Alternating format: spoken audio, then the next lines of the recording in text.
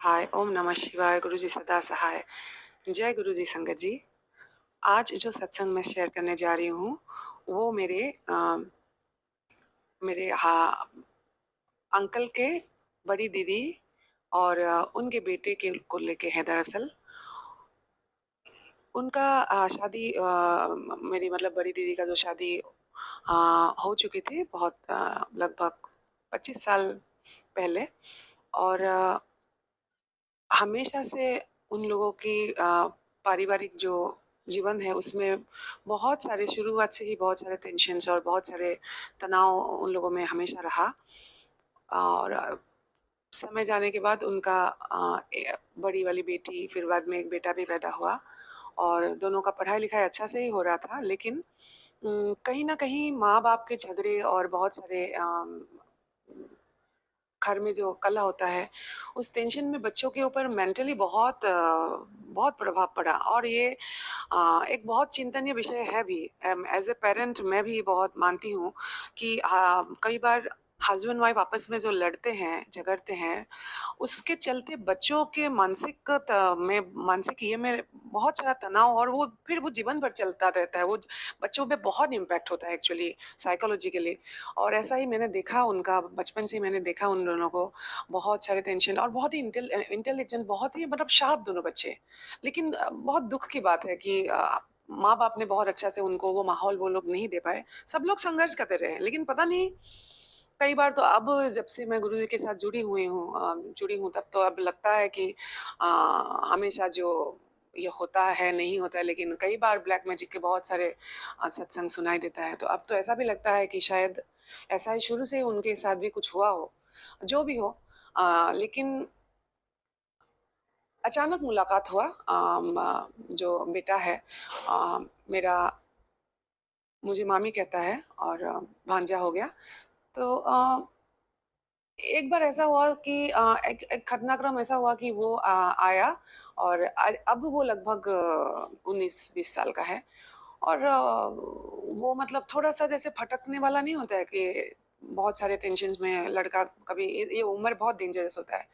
तो कभी-कभी वो बहुत फ्रेंड्स के साथ मतलब बाहर जाना चाहता है, रात बिताना चाहता है और ये सब बहुत ऐसी बात वो कर रहा था और हमारे मतलब जो भी आपका फैमिली और भी जो रिलेटिव्स हैं, मेंबर्स हैं, एक साथ सब लोग बैठे हुए थे। तो सब लोग मिलके उसको बहुत समझा भी रहे थे और डाँट भी रहे थे। ख़ासकर मेरे अंकल जो हैं, उनका मामा हुआ और वो बहुत स्ट्रिक्टली उसको बोल रहे थे मीन्स और प्रैक्टिकल पॉइंट ऑफ व्यू से बोल रहे थे हालाँकि कि क्योंकि हाल ही में ऐसा भी एक बुरा घटना हुआ उनके घर में जो मेरा भांजा है, उसने अपने बाप पे ही मतलब हाथ हाथ उठाया और ऐसा कुछ हुआ उन दोनों में मतलब बाप ने भी उठाया मतलब दोनों में ऐसा कुछ हुआ जो कि सुनने में बहुत दुख लगा हम लोगों को। हालाँकि डायरेक्टली बेटे को आप बोल नहीं सकते कि इसका ही गलती है। फिर भी हमारे ख़ासकर इस देश में तो बाप पे ऊपर हाथ उठाना वो हरगिज़ वो बर्दाश्त नहीं किया जाता है, वो संस्कार है ही नहीं।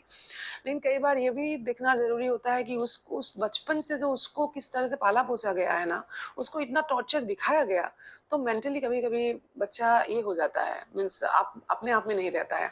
तो मैं उस दृष्टिकोण से देख रही थी सिम्पैथाइज़ करके और मेरे जो अंकल हैं वो बहुत स्ट्रिक्ट होके उसको समझा रहे थे कि तुम यहाँ बैठे हो, यहाँ आए हो, मेरा भी बेटा है, तुम आज अपने पापा को मार के घर से निकाल दिए हो और मेरे बेटे भी ये देखेंगे और वो कल को हमारे ऊपर भी वही संस्कार फ़ॉलो होगा इस घर में, ये हरगिज़ बर्दाश्त नहीं किया जाएगा। तुम मेरे अंकल समझा रहे थे मतलब कि मैं पढ़ाई भी कर रहा था और अपने समय में ट्यूशन्स वगैरह करके अपना पॉकेट मनी भी मैं निकाला करता था। तुम जो ये फ्रेंड्स के साथ रात बिताने की बात कर रहे हो मतलब वो जाना चाहता था बाहर मतलब उसको घर में घुटन हो रहा था, ऐसा कुछ बोल रहा था। तो उसी में मतलब डाँट पड़ी उसको और मैं बहुत बैलेंस करने की कोशिश कर रही थी क्योंकि वो बच्चा जो है वो अकेला नहीं पड़ जाए क्योंकि उसके मम्मी-पापा से दूर था वो, हमारे पास था मतलब। तो और एक समय ऐसा आया मुझे इतना बुरा लगा उसको देख के, मुझे अचानक याद आ गया सब कुछ कैसे वे लोग बहुत बचपन में उनको मारा भी गया बच्चों को। तो मैं ये बहुत सपोर्ट नहीं करती, बच्चों को मार-मार के नहीं सिखाया जा सकता। हाँ, कभी ठीक है स्ट्रिक्ट होना पड़ेगा, लेकिन बच्चों पे फिज़िकल अब्यूज़ ये एक्सेप्टेड नहीं है एक्चुअली और मुझे याद आ गया क्योंकि मैंने देखा था उस उन लोगों को बचपन में।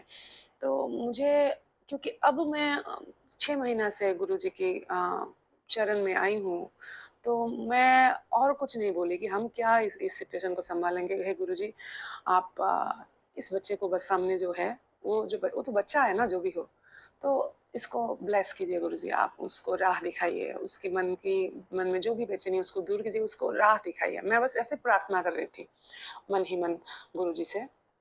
और फिर सब लोग घटनाक्रम उधर ही खत्म हुआ और फिर हम अपने-अपने सब लोग अपने-अपने घर पे चले गए। बेटा भी चला गया, मतलब भांजा भी चला गया। और उसके ठीक 10 दिन बाद अचानक से खबर मुझे मिलता है, अचानक से सुनाई देता है कि अरे एक अच्छा खबर है।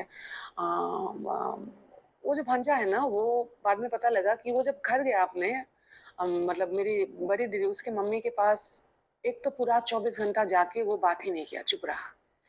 और दूसरे दिन बोलता है कि मामा को बुला के वो मम्मी को बुला के बहुत रोया और पश्चाताप किया कि क्या मैं अपने पापा से प्यार नहीं करता हूँ? क्या मेरा ऐसा मैं क्या नहीं चाहता हूँ? मुझे देखना पड़ेगा, मेरी ज़िम्मेदारी है।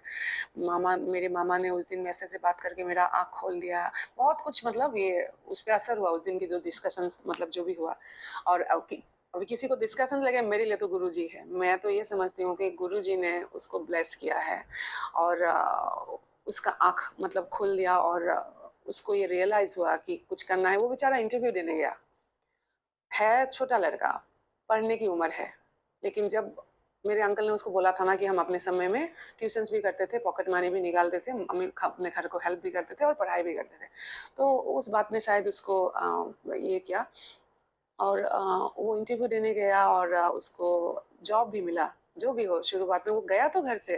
इसको मैं नेगेटिवली नहीं देख रही थी क्योंकि ज़रूरी नहीं कि आप मुझे आप घर को आके उस आपके पैसा कमा के घर पे दियो। लेकिन एक लड़का जब इस उम्र में भटकने का समय होता है, वो आजकल कितना भांग, ड्रग्स वगैरह कितने सारे भटकने के समय होते हैं। उस समय अगर कोई घर को माँ को हेल्प करने की इरादा से अगर जॉब भी करने के लिए कोशिश करे थोड़ा-सा, तो उसको भी मैं सकारात्मक ढंग से कम भांग पी के तो पड़ा हुआ नहीं है कहीं पे।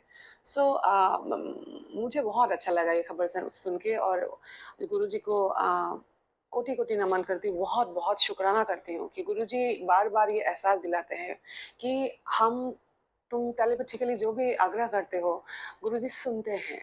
गुरुजी हमेशा हमारे इर्द-गिर्द रहते हैं और हमें हमेशा अपने एक रक्षणावेक्षण जो एक माहौल बना के वो हमेशा एक हमारी सिक्योरिटी की ख़्याल वो बहुत रखते हैं और गुरुजी को इसलिए मैं शुकराना करना चाहती हूँ। ये शुकराना सत्संग है मेरे लिए उस बच्चे के खातिर और अब भी मैं गुरुजी से यही प्रार्थना करूँगी कि सभी बच्चों को गुरुजी आप माँ-बाप से भी ऊपर हैं। सभी बच्चे को हमारे देश के सभी बच्चे को गाइड करे, कोई भटके नहीं, उन लोगों का ख़्याल रखे।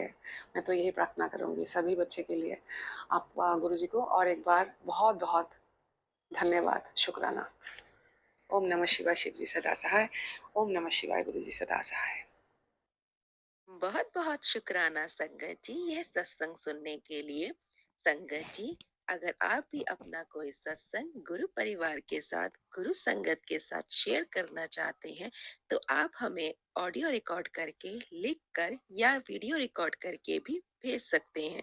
हम कोशिश करेंगे कि हम आपके सत्संग गुरु परिवार के साथ इस चैनल के माध्यम से शेयर करें। संगत जी, आज के इस सत्संग को हम यहीं पर विराम करते हैं। यह एक सेवा है जो हम सभी को करनी चाहिए। जय गुरु जी, शुक्राना गुरु जी।